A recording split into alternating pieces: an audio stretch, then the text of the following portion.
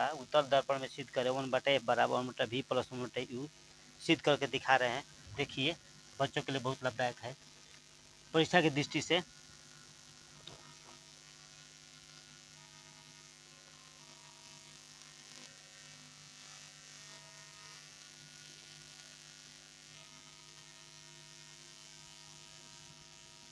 ये है उत्तल दर्पण।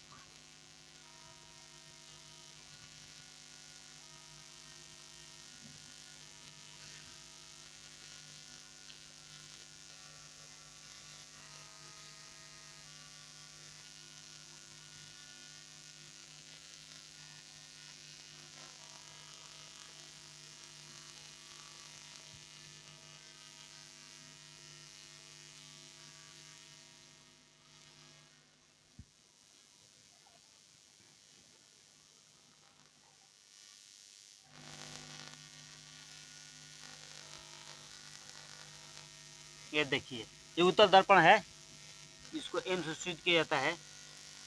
तो लिखेंगे हम यहाँ पर लेट माना कि एम एक उत्तल दर्पण है, एक उत्तल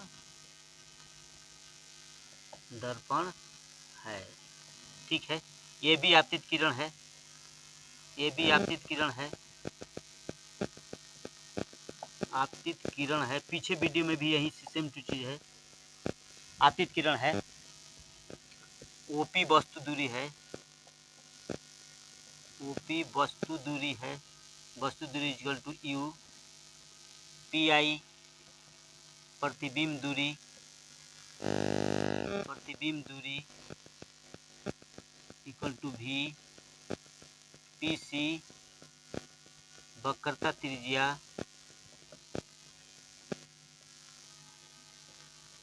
equal to 2f, P F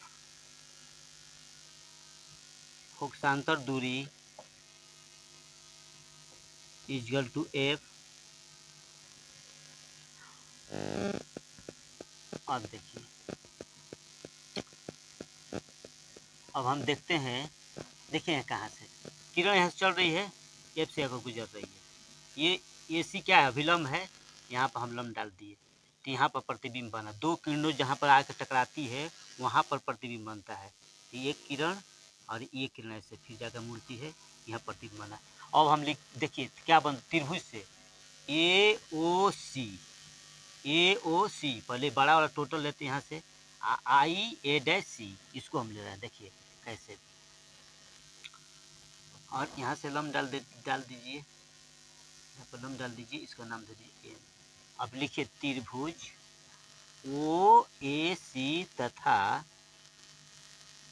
त्रिभुज आई ए डैश सी में कोण ए ओ सी बराबर कोण ए डैश आई सी 90 डिग्री। यहाँ भी लंब है 90 डिग्री हो गया। और कोण सी बराबर कोण सी उभयनिष्ठ, क्या है, उभयनिष्ठ।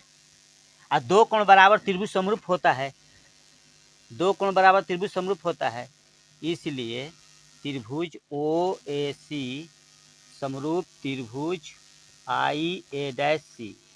कोण कोण से, और त्रिभुज समरूप तो भुजा अनुपातिक होती है, तो ओ ए बाटा में खड़ी भुजा तो खड़ी भुजा ए डैश आई बराबर परिभुजा देखिए ओ सी और बाटा में आई सी। ओ सी का चूंकि मान इसमें नहीं है तो देखिए हम कैसे मान निकालते हैं।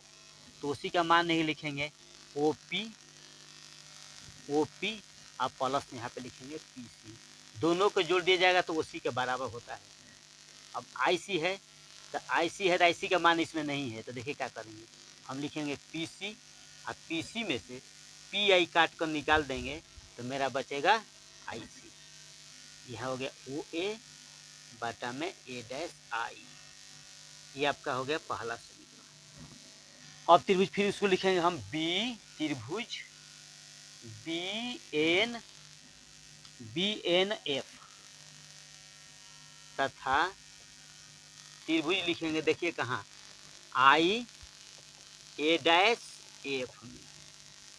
यहाँ भी खड़ी भुजा है, खड़ी भुजा 90 डिग्री कोण बन रहा है, तो कोण बी बी एन एफ बराबर कोण ए डैश आई एफ। यहाँ भी 90 डिग्री का कोण बन रहा है। एफ देखिए इसमें भी उभयनिष्ठ है, दोनों में एफ है। कोण एफ बराबर कोण एफ उभयनिष्ठ है, उभयनिष्ठ। तो त्रिभुज फिर त्रिभुज सर्वांगसम हो गया।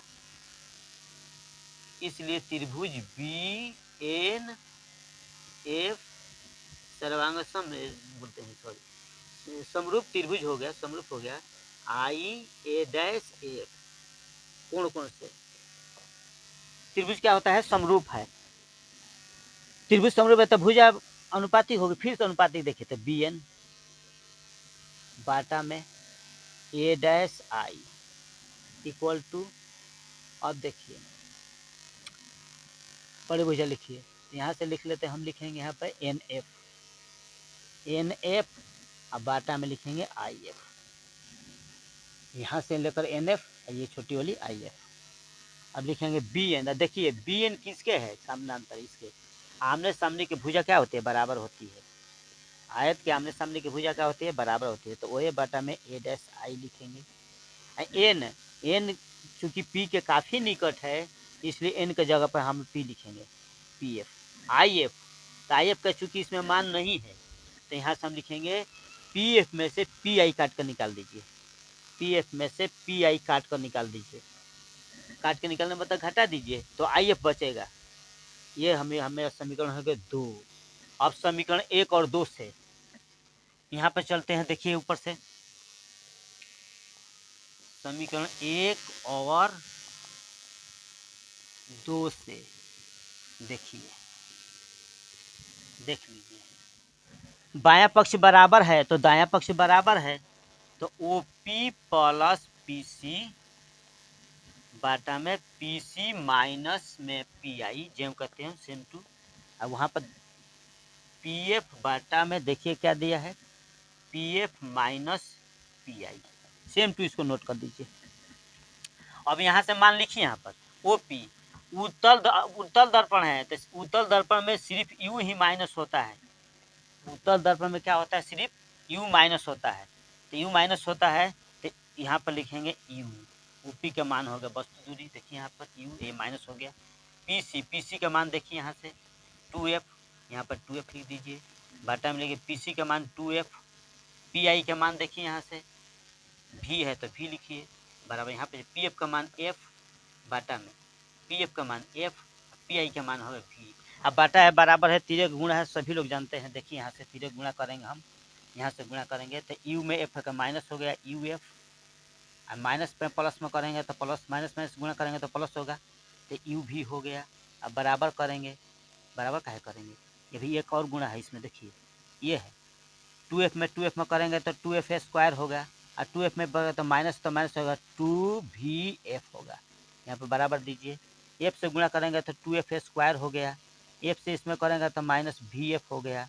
अब देखिए क्या करते हैं, 2f स्क्वायर इधर, 2f स्क्वायर कट गया, बराबर की इस किनारे इस किनारे दोनों सेम टू कट जाता है। अब उधर कीजिए, यू भी को यहाँ पर रखिए, सिर्फ यू भी को रखिए, यहाँ पर देखिए बराबर, हम इसको इधर ले चलते हैं,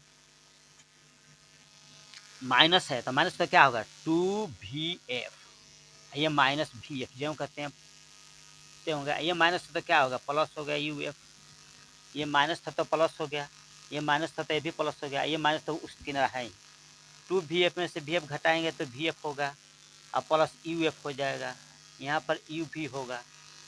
अब लिखेंगे दोनों तरफ UVF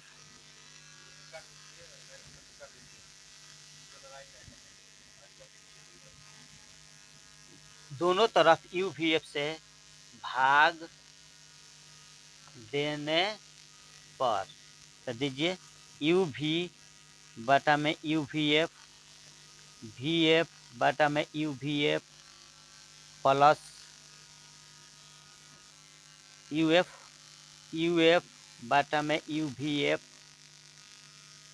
हटाइए, यू भी कट गया, भी एफ कट गया, यू एफ कट गया, क्या बचा? यहाँ बचा है 1/f इक्वल टू 1 में यू प्लस 1 में भी। यही आपका 1/f बराबर भी प्लस 1/u प्रूव हो गया। ये प्रूव